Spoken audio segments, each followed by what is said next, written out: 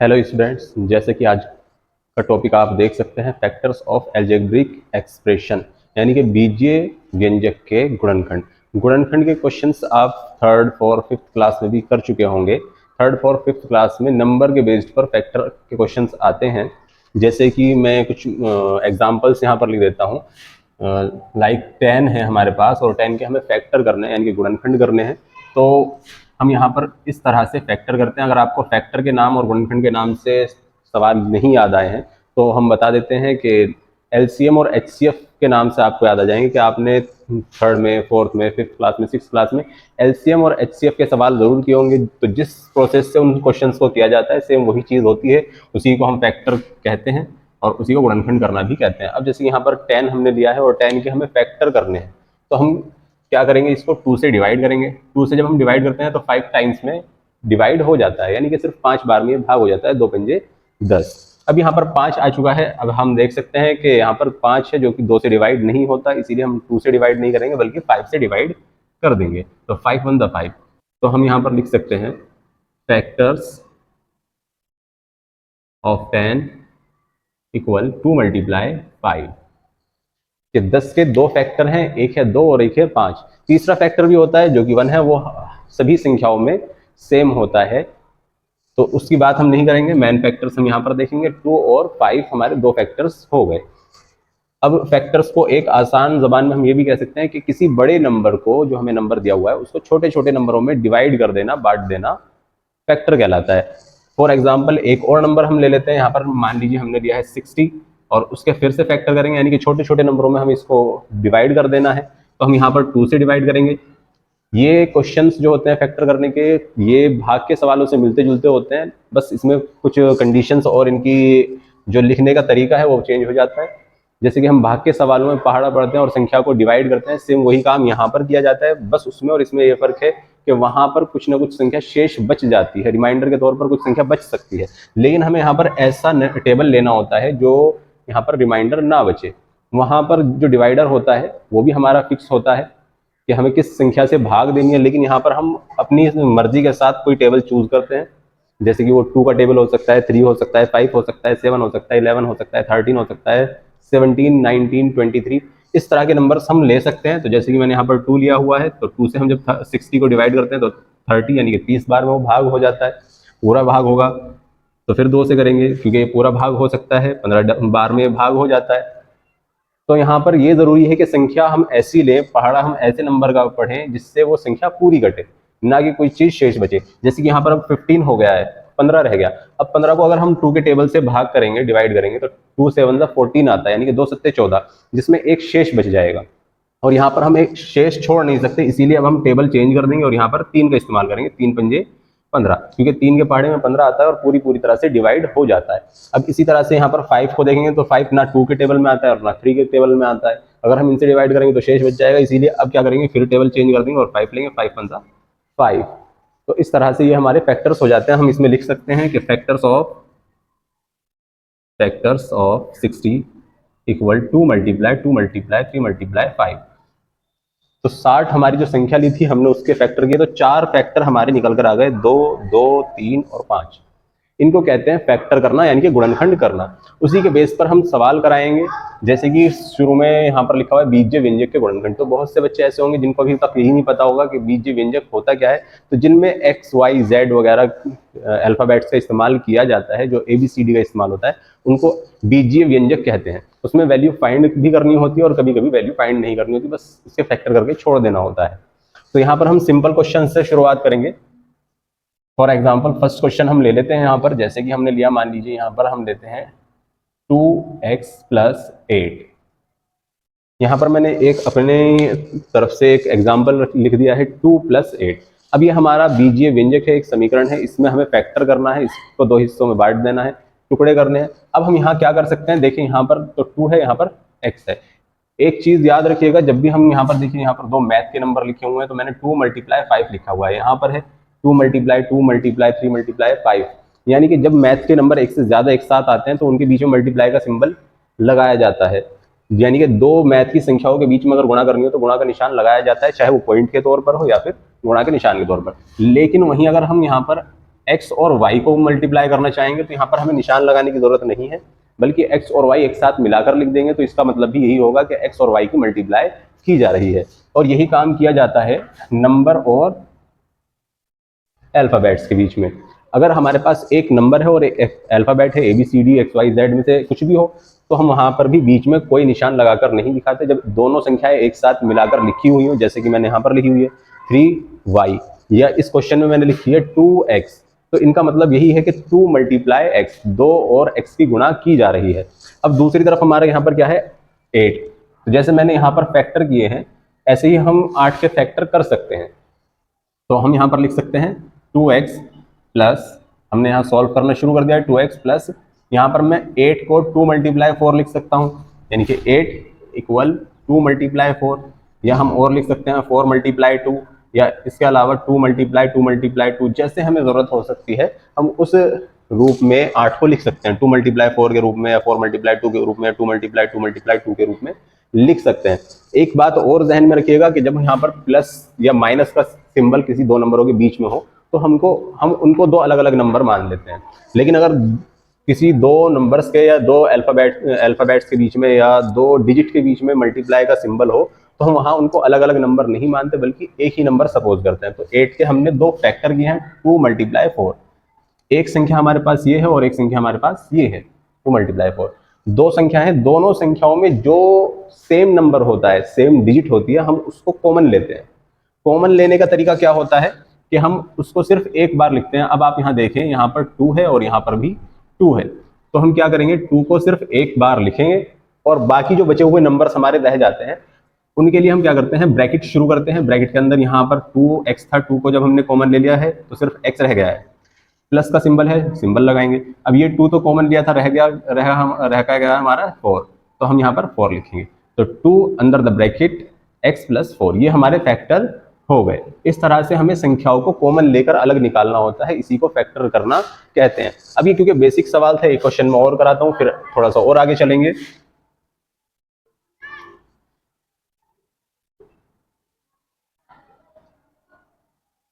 अब यहाँ पर मैंने जैसे नंबर लिया है 3x प्लस 9, तो 3x प्लस 9 में भी जैसे हमने यहाँ पर 8 के फैक्टर्स किए थे, 2 मल्टीप्लाई 4 लिखा था, इसी तरह से हम 9 को इस क्वेश्चन में 3x प्लस 9 को हम 3 मल्टीप्लाई 3 लिख सकते हैं, 3 मल्टीप्लाई 3 लिख सकते हैं। अब आप देख सकते हैं पहली संख्या हमारे पास ये है और दूसरी ये, दोनों में ही 3 सेम नंबर है, तो उसको हम कॉमन लेंगे और बाकी बचे नंबर्स को ब्रैकेट के अंदर लिख देंगे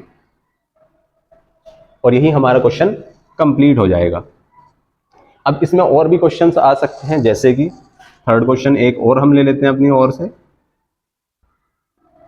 2x plus 9 plus 3y plus 4। अब यहाँ पर मैंने दो अल्फाबेट लिखे हुए हैं, 2x plus 9 plus 3y plus 4।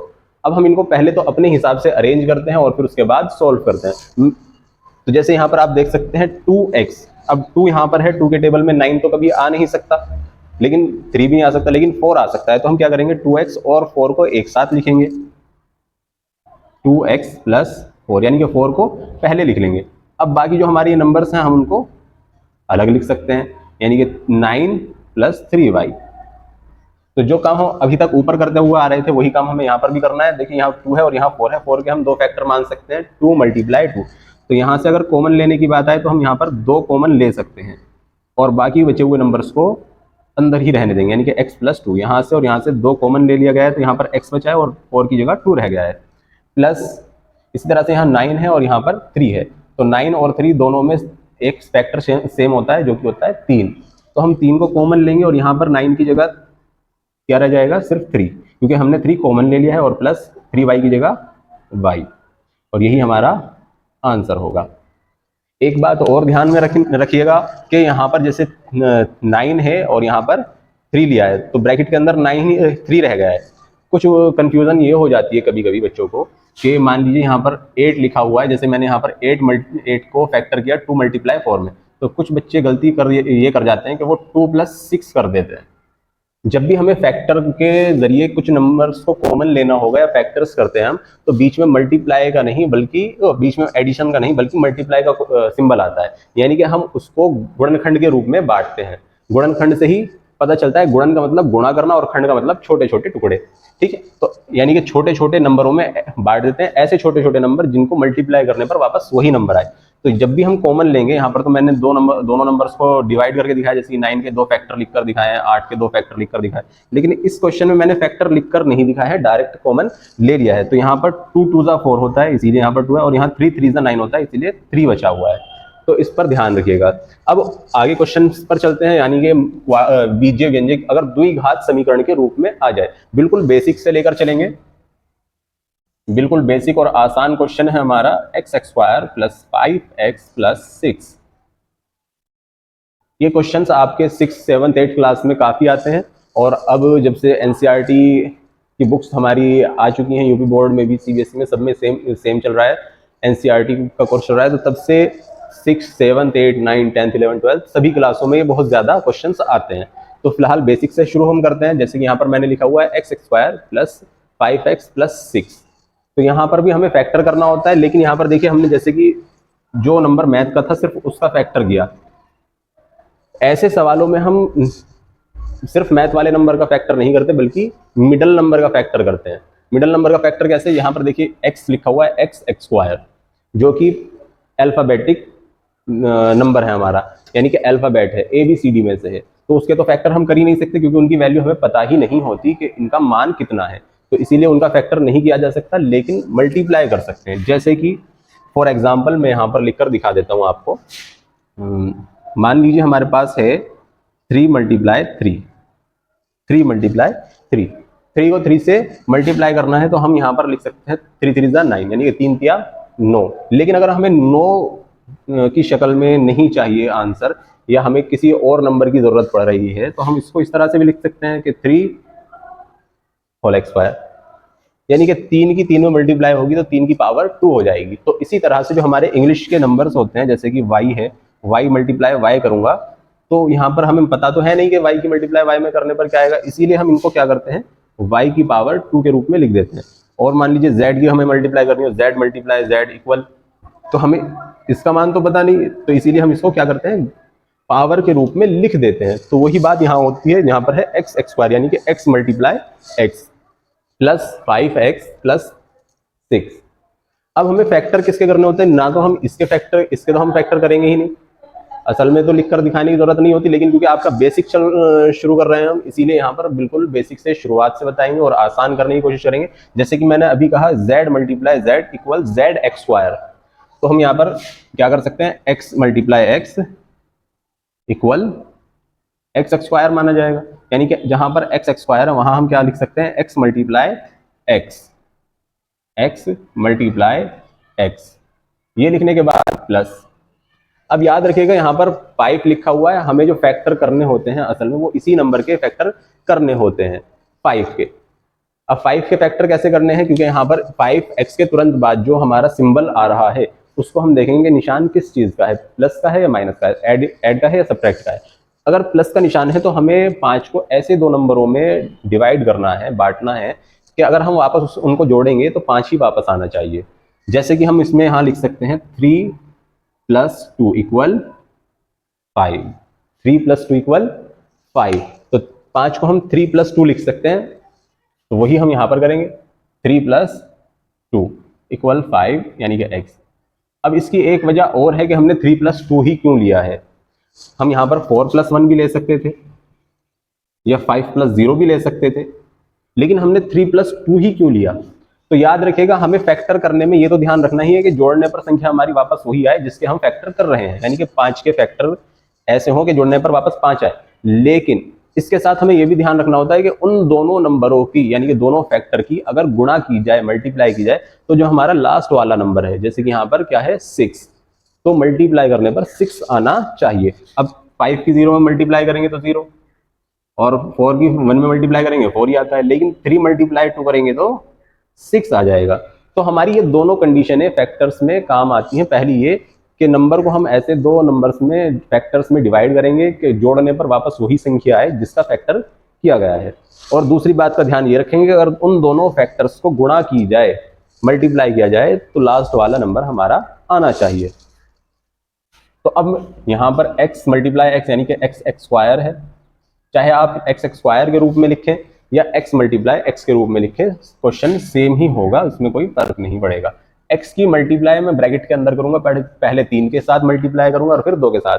अभी मैंने थोड़ी देर पहले ही बताया कि जब भी हम ABCD अल्फाबेट की और नंबर की गुणा करेंगे तो उनके बीच में क्या करते हैं, गुणा तो हो नहीं सकती, इसीलिए दोनों को एक साथ लिखकर दिखा देते हैं। इसका मतलब ही ये होता है कि 3x यानी कि 3 गुना x, 3 की गुणा x में हो रही है। अब इसी तरह से +2x, और मैं 6 के भी इसी तरह से 2 फैक्टर बनाकर लिख देता हूं, यानी कि 3 गुना 2 के रूप में, 3 गुना 2 बराबर 0। अभी जैसे मैंने यहाँ पर शुरू में ही बताया इन क्वेश्चंस में कि जिन नंबरों के बीच में गुणा का निशान होगा हम उनको अलग अलग नहीं मानते, बल्कि उसको एक ही नंबर मानते। तो यहाँ पर x गुणा x एक नंबर है और +3x दूसरा नंबर है, तो हम दो नंबरों का जोड़ा बनाएंगे, एक जोड़ा ये बन गया। इसी तरह से 2x एक नंबर है और 3 मल्टीप्लाई ये दूसरा नंबर है, दो अलग अलग नहीं, ये दूसरा नंबर है, तो एक जोड़ा हमारा यहाँ बन गया है। दो हमारे पेयर बन चुके हैं, दो जोड़े बन चुके हैं। अब जैसे हमने देखो यहाँ पर एक संख्या यहाँ थी और एक यहाँ थी, तो जो भी नंबर सेम था उसको हमने कॉमन ले लिया, वही काम हम यहाँ करेंगे। इन दोनों नंबर्स में हम देखेंगे कि x यहाँ पर भी है और यहाँ पर भी है, तो हम क्या करेंगे, जो नंबर सेम है उसको कॉमन लेंगे और बाकी बचे नंबर्स को ब्रैकेट बनाएंगे और उसके अंदर लिख देंगे। यहाँ पर x बचा हुआ है, x लिखेंगे, प्लस का निशान है प्लस लगाएंगे, 3 रह गया है 3 लिखेंगे, ब्रैकेट बंद कर देंगे।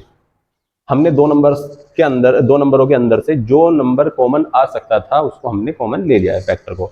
अब यही काम हम यहाँ करेंगे, प्लस का सिंबल है प्लस लगाएंगे, यहाँ पर आप देख सकते हैं 2 है और यहाँ पर भी 2 है, दोनों नंबरों में 2 आ रहा है, इसीलिए उसको कॉमन ले लेंगे। कॉमन लेने का मतलब यह है कि उसको बस एक बार लिखेंगे और बाकी बचे हुए नंबर्स जो भी होते हैं हमारे उनको ब्रैकेट के अंदर।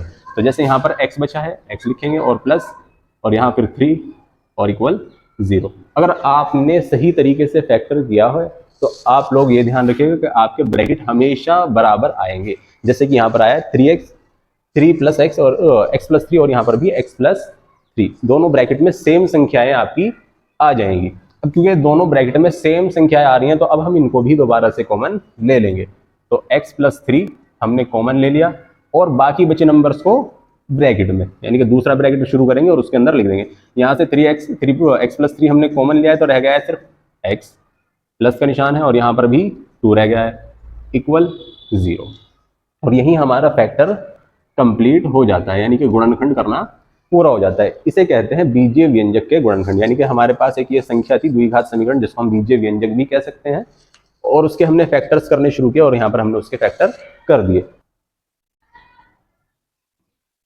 एक क्वेश्चन हम और ले लेते हैं इसी तरह से, x² + 10x + 24 = 0।